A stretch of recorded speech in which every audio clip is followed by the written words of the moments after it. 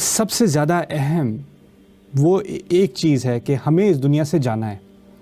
آج نہیں جانا تو کل جانا ہے، اور میرے اعمال محدود ہیں. میں جتنا بھی کر سکتا ہوں اس دنیا میں اچھے کام، کیونکہ مجھے اللہ کو اپنے اعمال ہی دکھانے ہیں اور اپنی محنتیں دکھانی ہیں. وَلَيْسَ لِلْإِنسَانِ إِلَّا مَا سَعَى. انسان کی ملکیت میں کوئی چیز ہے ہی نہیں سوائے اس کے جس کی اس نے کوشش کی ہو.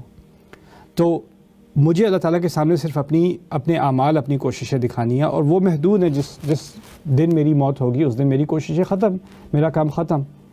لیکن جو میری اولاد ہے، اگر اس کی تربیت صحیح ہو اور اس نے اچھے کام کیے ہوں تو اس کی اچھائیاں اور پھر اس کی اولاد کی اچھائیاں اور اس کی اولاد کی اچھائیاں میری اچھائیوں میں اضافہ کرتے رہیں گے.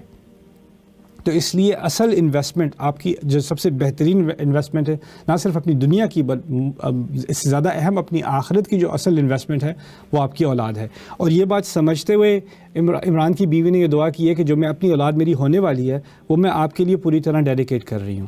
اب ہمارے زمانے میں کیا ہوتا ہے کہ کس طرح ڈیڈیکیٹ کرتے ہیں اولاد کو؟ ہم کہیں گے کہ ہمارا بچہ ہوا تو ہم اس کو مدرسے میں ڈال دیں گے، تحفیظ کرائیں گے، حفظ قرآن کرائیں گے، عالم بنائیں گے، یہ کریں گے، وہ کریں گے. ٹھیک ہے، آپ کے نزدیک اگر یہ خدمت ہے اللہ تعالیٰ کی تو اپنی جگہ ٹھیک ہے.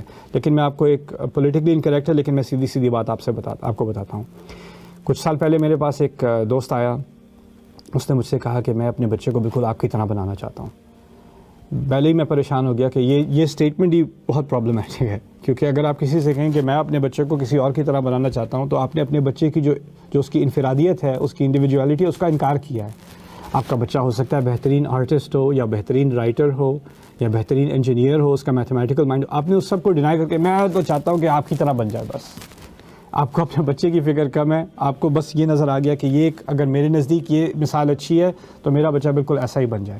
یہ غلط ہے، کیونکہ آپ بھی ایک انفرادی، آپ کا ایک وجود ہے، آپ کی ایک شخصیت ہے، آپ کی اولاد کی بھی ایک شخصیت ہے. اور تعالیٰ نے خود کہا ہے قُلْ كُلٌّ يَعْمَلُ عَلَى شَاكِلَتِهِ. تم سب سے کہو کہ وہ اپنی جس طرح اللہ نے انہیں بنایا ہوا ہے، جس شکل پہ اللہ نے انہیں بنایا ہوا ہے اس کے حساب سے وہ کام کریں. تو ہماری ایک انفرادیت ہوتی ہے.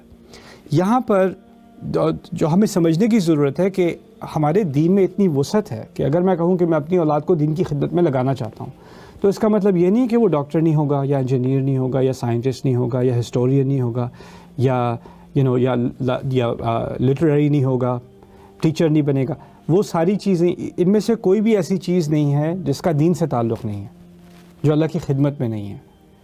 دین کی تعلیم اصل میں ہر مسلمان کی زندگی کا حصہ ہونا چاہیے تھا. یہ اسپیشلائزیشن ٹھیک ہے کچھ لوگوں کی ہوتی ہے، لیکن عام طور پر زیادہ سے زیادہ قرآن یاد کرنا، عربی زبان کو سیکھنا، اپنے دین کے بارے میں، اپنی دین کی تاریخ کو سمجھنا، یہ آپ کی زندگی کا ایک پارٹ ٹائم اور پرماننٹ حصہ ہونا چاہیے تھا. کیونکہ ہماری زندگی سے یہ چیز ہٹ گئی ہے، ہم نے کیا کیا، ہم نے سوسائٹی کا ایک سیگمنٹ لیا اور کہا آپ لوگ دین پڑھیں، آپ لوگ اس میں اسپیشلائزیشن کریں، باقی ہم سب کی خیر ہے. ٹھیک ہے، کچھ لوگ ہوتے ہیں جن میں خاص ٹیلنٹ ہوتا ہے، ان میں ایک خاص صلاحیت ہوتی ہے، خاص ان کی انٹیلیجنس اس طرف مائل ہوتی ہے، ان کی اسکالرشپ ہونی چاہیے، ان کے لیے زیادہ سے اعلیٰ تعلیم کا اہتمام ہونا چاہیے. میرے نزدیک جو عالم دین بنے، کوئی دینی تعلیم حاصل کرے، ان کو ہر طرح کی تعلیم میں اعلیٰ ترین درجہ حاصل کرنا چاہیے. دیر ناٹ جسٹ ریلیجس اسکالر، لیکن اس کے علاوہ ان کو تاریخ، عالمی تاریخ، فلسفہ، سائیکالوجی، سوسیولوجی، اینتھروپولوجی، یہ چیزیں سمجھنی چاہیے اور ان میں بھی اعلیٰ تعلیم حاصل کرنی چاہیے، کیونکہ یہ دو دنیا الگ نہیں ہیں. قرآن نے تو علم کے بارے میں بھی کہہ دیا نا اور جگہ پر، جیسے جو اس زمانے میں مدینے میں لوگ لکھنے والے کم تھے، انہیں زیادہ تعلیم نہیں تھی، ان کو نہیں لکھنا آتا تھا. تو جب کسی نے ادھار لینا ہوتا تھا تو اللہ نے حکم دیا کہ اگر اذا تدینتم بدین الی اجل مسمى فاکتبوہ، اگر تمہیں ایک دوسرے کو ادھار دینا ہو تو لکھ لیا کرو. تو اب اکثریت کو لکھنا نہیں آتا، تو کوئی ایک آدھ ملے گا، اگر شہر میں 2-3 ملیں گے جن کو لکھنا آتا ہے تو ان پہ اللہ نے ذمہ داری ڈالی کہ اگر وہ جانتا ہے فلیکتب مما علمہ اللہ، تو اسے لکھنا چاہیے اس کی بنیاد پر جو کہ اللہ نے اسے سکھایا. یعنی اللہ تعالیٰ نے اس کے لکھنے کو اپنے سکھانے کی طرف منسوب کیا. اس سے ہم کیا سیکھے کہ دین کی خدمت وہ اس وقت کر رہا ہے جب وہ کسی کا لون کانٹریکٹ لکھ رہا ہے، جس کو ہم عام زبان میں سیکولر سی چیز سمجھیں گے. اس کا مذہب سے کوئی تعلق نہیں، دین سے کوئی تعلق نہیں.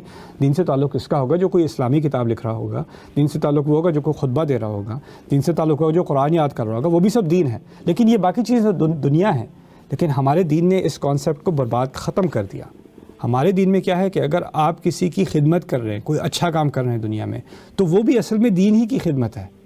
تو اگر یہاں پر انہوں نے یہ دعا مانگی ہے کہ میں اپنے بچے کو آپ کی خدمت میں پوری طرح ڈیڈیکیٹ کر رہی ہوں، ان کا ایک خاص مقصد کیا تھا کہ میری اولاد ہوگی ابھی یہاں پر جو ہے جو کرپشن زیادہ ہے، اور زکریا علیہ السلام کو کسی ایسے بچے کی ضرورت ہے جو دین کی خدمت کر سکے. وہ تو اب بوڑھے ہو چکے ہیں، تو میری امید ہے کہ میرا بچہ اس ریکوائرمنٹ کو پورا کرے گا، ایک گیپ ہے اس کو وہ پورا کرے گا. تو ان کی یہ خواہش تھی. لیکن ہماری خواہش کیا ہونی چاہیے؟ میری خواہش ہونی چاہیے ہماری زندگی میں، ہماری دنیا میں کس چیز کی کمی ہے، ہماری سوسائٹی میں کس چیز کی کمی ہے. کیسے اگر ینگ لوگ ہوں اگلے 20 سال میں، اگلے 15-20 سال میں، کیسے ینگ لوگ ہوں جو باقی کروڑوں ینگ لوگوں کے لیے رول ماڈل بن جائیں، جو ان کے لیے مثال بن جائیں، کہ لوگ کہیں کہ میں نے دین میں، دنیا میں ہر طریقے سے میں نے اس کی طرح بننا ہے، مثال بن جائیں اوروں کے لیے. ایک ہولسٹک سی چیز ہوتی ہے نا، کسی کو دیکھ کے انسان چاہتا ہے میں اس کی طرح ہوں.